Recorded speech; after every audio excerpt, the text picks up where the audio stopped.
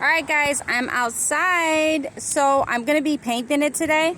So I'll be back later to show you how it came out. I just want to show you the before right now. This is the way it looks. So stay tuned for that beautiful transformation, and I only paid $2 for this beautiful memory bench or garden bench. I don't know how they call these things, but it's just a bench that you sit down, maybe read a book and everything. I'll be back later. Alright guys, I'm back. This is the way it looks that is painted so far. Then I'll be by later to show you the other work I'm going to work on it.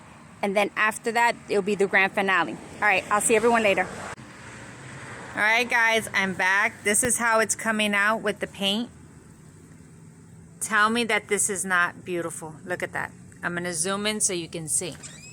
Right here, I painted this part right here. Still needs a lot more painting and everything, but I just want to show you what you guys can do with a little bit of TLC, a little time, a little patience on anything you purchase, buy, or pick up that someone throws out and everything like that. This was $2, guys, and I'm making it into a wonderful masterpiece.